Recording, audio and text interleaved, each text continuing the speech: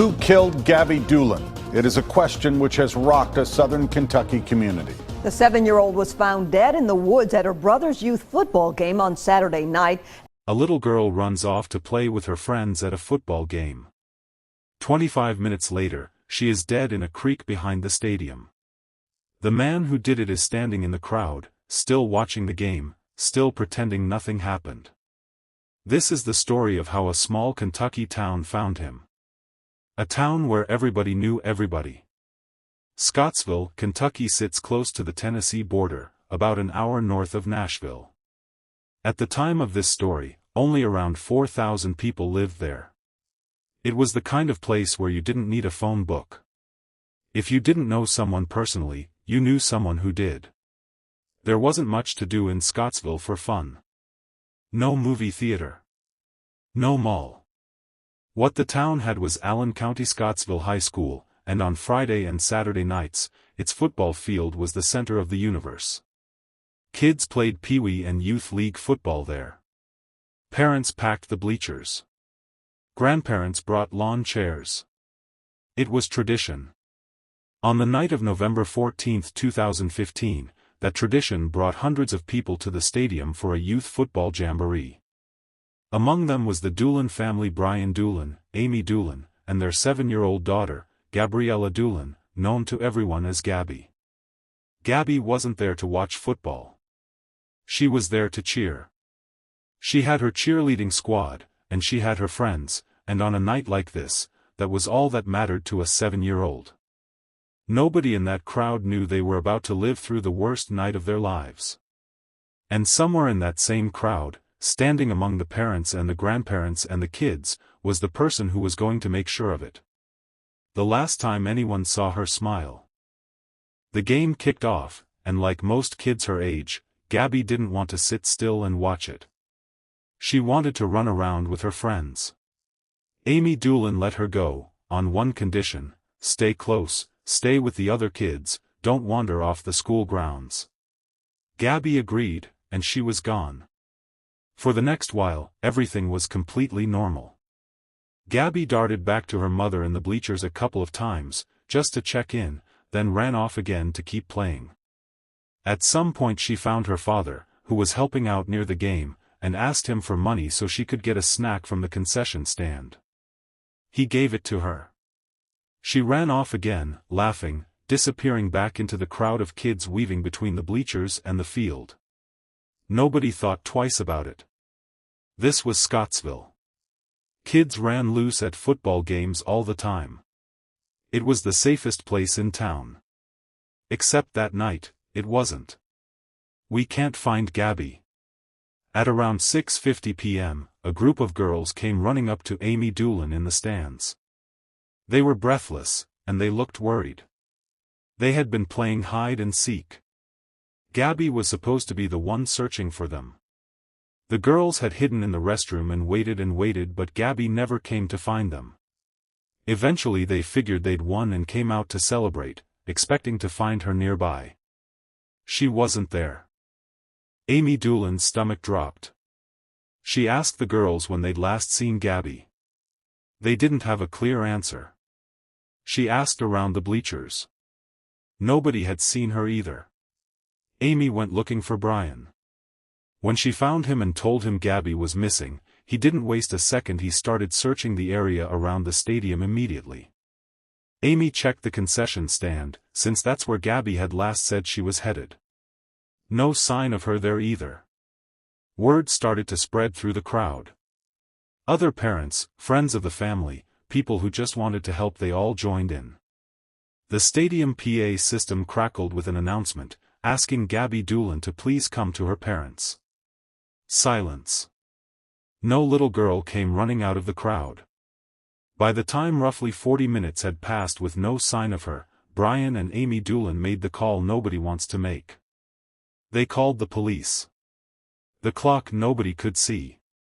Officers arrived at the school and immediately understood the stakes. This wasn't a typical missing child call where a kid had wandered off to a friend's house. A 7-year-old girl had vanished from a crowd of hundreds in the space of less than an hour, in the dark, near a wooded area. Search teams fanned out around the stadium, the football field, and the tree line behind it. Officers asked stadium staff to bring out flashlights. The search pushed into the woods behind the baseball field, toward a creek that ran through the property. Roughly 25 minutes after the search began, someone spotted something in the water. It was Gabby. What they found in the creek. Police reached her first. What they found made it instantly, brutally clear that this was not a case of a lost child. Gabby's body was partially clothed. One of her boots was missing, found about 20 feet away. There was evidence at the scene that would later be bagged for the lab, including a leaf smeared with blood. An ambulance was called, though everyone who saw the scene already understood there was nothing it could do. Amy Doolin, still searching, spotted the ambulance near the tree line and ran toward it, thinking, hoping, that they had found her daughter alive and hurt, needing medical help. Officers stopped her before she could get close enough to see. A preliminary look at the scene was enough for investigators to know they weren't dealing with an accident. This was a homicide.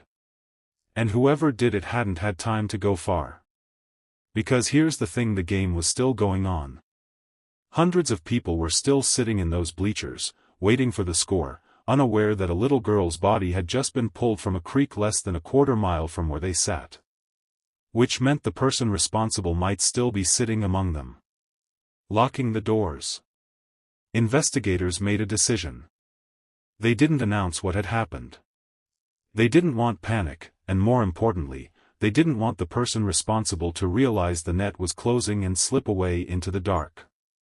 Instead, everyone still at the school, every parent, every player, every grandparent in a lawn chair was moved into the school gymnasium. Officers held everyone there while detectives began working the crowd, asking questions, trying to figure out who had seen what. Had anyone noticed a man behaving strangely? Had anyone seen someone near the restrooms, near the woods, near the concession stand, at any point that evening? As officers moved through the gym, a pattern started to form. More than one person brought up the same detail, unprompted. They'd noticed a man hanging around near the women's restroom during the game. He looked off. Nervous. Out of place. Multiple witnesses would later describe his behavior to police using almost the same word, shady. That man was a local. Someone plenty of people in that gym already knew by name. The man everyone recognized. His name was Timothy Madden, and he wasn't a stranger passing through. He was 38 years old, a Scottsville resident, a father of 5. He had children at that very game. According to people who knew the family, his daughter cheered on the same squad as Gabby Doolin. He was there, like everyone else, as a parent. That was exactly what made the whispers in the gym so unsettling. This wasn't some outsider. This was someone half the town had grown up around. Investigators didn't waste time. Kentucky State Police went to Madden's home that same night. When officers knocked, Madden answered the door. He told them he'd already heard about what happened to Gabby. He said he had nothing to do with it. But there were things about that night that didn't add up. Madden told officers he had come home and taken a bath. When police looked in the tub, they found something small but significant, a pink fiber, the kind that resembled the fabric of the clothing Gabby had been wearing that night. And then there was his clothing from the game itself. When officers asked him to hand it over, they noticed something on it. Stains. On his pants. On his jacket. On his underwear and his belt buckle. Stains that looked a lot like blood. Madden agreed to give police his clothes. He agreed to a DNA swab. And he admitted something else, that he had, in fact, been playing hide and seek with children at the game that night, and that he had seen Gabby. He was, by his own account, one of the last people to see her alive. 6 days. Kentucky's crime lab moved as fast as it could, but DNA analysis takes time, even when a case is the highest priority in the state. For 6 days, Timothy Madden was not in custody. He went about his life in Scottsville while the results were processed, while his neighbors whispered his name, while the Doolin family waited for an answer they were terrified to hear. In interviews with local reporters during that stretch, Madden was defiant. He told one station the accusations were bogus. He told another, "I'm innocent," insisting his family and everyone who knew him would say the same. He pointed out that he'd known Brian Doolin since childhood, that the two families had sat near each other at games for years, that his own daughter cheered alongside Gabby. He said police had already questioned him 3 or 4 times that night alone. Then, on November 20, 2015, the results came back.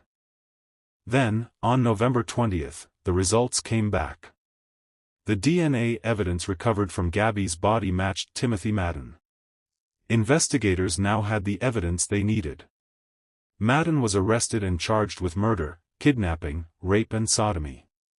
He was arrested that day and charged with murder, kidnapping, first-degree rape, and first-degree sodomy. As police walked him to the squad car in handcuffs, reporters were waiting. Madden shouted to them that he was innocent, that he would sue the state police for what he called slander. He would keep saying that for years. A town in mourning, and a second arrest. The autopsy confirmed what the scene had already suggested. Gabby Doolin died from manual strangulation and drowning. She had been raped and sodomized before she was killed. Scottsville, a town that had never experienced anything like this, was shattered. Pink ribbons appeared on doors and mailboxes across town. Signs reading, "Justice for Gabby," went up along the roads. A GoFundMe page set up to help the Doolin family with funeral costs raised more than $30,000. More than 500 people showed up to a vigil held in Gabby's memory. Her funeral was held at Scottsville Baptist Church, and as the hearse carrying her passed through town, members of the community lined the streets holding pink and blue balloons. But the story wasn't finished causing damage. Just days after his father's arrest, one of Timothy Madden's adult sons began sending angry, threatening messages to Kentucky State Police through Facebook. When confronted, he admitted to sending them.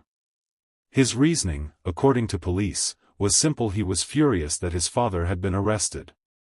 He was taken into custody as well, held on a bond in a neighboring county.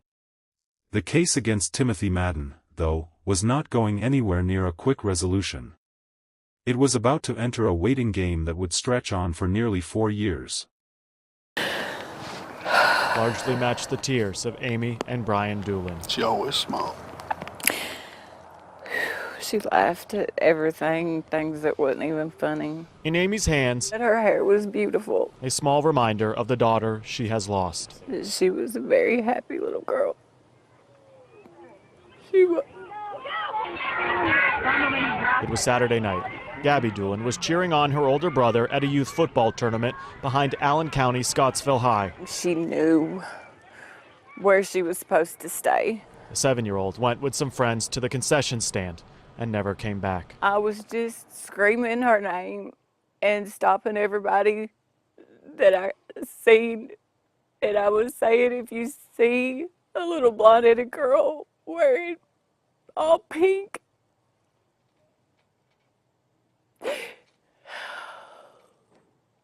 if it's my little girl, she's missing. And I just kept running and screaming, "Gabby, Gabby." Gabby, For years of waiting. The legal process ground forward at a pace that felt unbearable to a family that had already lost everything. A grand jury indicted Madden the following month on all 4 charges. But between pretrial motions, scheduling, and the sheer weight of building a capital case, the trial did not move quickly. Prosecutors made clear that the death penalty was on the table if the case went to a full trial and Madden was convicted. For the Doolin family, that possibility came with its own brutal cost. A trial meant appearing in court, reliving every detail publicly, possibly for years of appeals afterward, with no guarantee of when it would truly end. By 2019, both sides had reached a different path forward. Prosecutors offered Madden a deal: plead guilty, and the death penalty would be taken off the table in exchange for life in prison without the possibility of parole. In August of 2019, Timothy Madden stood in Allen Circuit Court in front of Judge Janet Crocker and changed his plea. He pleaded guilty to murder and kidnapping. On the rape and sodomy charges, he entered what's known as an Alford plea, a legal move where a defendant acknowledges that prosecutors have enough evidence to convict, without formally admitting he committed those specific acts. His attorney, Tom Griffiths, told reporters that Madden had agreed to the plea because, in his words, it was the right thing to do for himself, for the victim's family, and for the community. But agreeing to a plea deal was not the same as the case being over. There was still one more day in court that the Doolin family had to sit through. After 4 long years, the case is closed. Sentencing is set for child killer Timothy Madden, and Gabby Doolin's parents will finally learn the horrible details of what happened to their daughter. As News Channel 5's Nick Barris tells us, they will face Madden in court as a judge decides his fate. The sentencing. In October of 2019, the sentencing hearing began in the Allen County Judicial Center. Over 2 days, the court heard testimony that laid out, piece by piece, everything investigators had built against Timothy Madden. Kentucky State Police Detective Wes Medley walked the court through the timeline of November 14, 2015. A forensic analyst testified about the DNA match that had linked Madden to the crime. Kentucky State Police's Tim Adams told the court that Madden had admitted to playing hide-and-seek with children at the game and that multiple witnesses had reported seeing him near the restrooms acting suspiciously that night. Sergeant Adam Morgan described what officers found when they went to Madden's home: his admission that he'd taken a bath, and the pink fiber discovered in the tub that matched Gabby's clothing. Then came the moment the entire town had been waiting years for. Amy Doolin, Gabby's mother, stood up to deliver her victim impact statement. As she read it aloud, Madden appeared to not be paying attention. His attorney was leaning in, whispering to him. Brian Doolin, watching from nearby, could not hold back. He erupted in anger at Madden for not listening while his wife spoke about the daughter they had lost.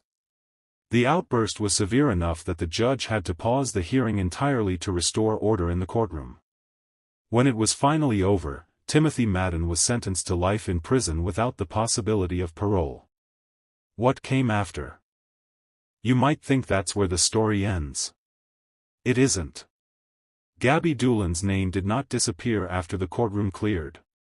Years later, in 2020, federal and state investigators launched a task force operation targeting child exploitation, and they named it Operation Gabby Doolin. It led to the arrest of 7 men on charges related to crimes against children. Law enforcement officials involved in the announcement said protecting kids was, in their words, no more important mission they could carry out. A 7-year-old girl who just wanted to play hide and seek with her friends at a football game became, without ever choosing it, a name attached to protecting other children years after her death. Scottsville has never fully gone back to what it was before that night. In a town where everybody knew everybody, the hardest part wasn't that a stranger did this. It's that he didn't have to be one. If you were in that gym that night, not knowing whether the man standing near you was the one who did it, would you have picked up on anything the witnesses in this case did? Let me know what stood out to you the most in the comments. Thank you for watching.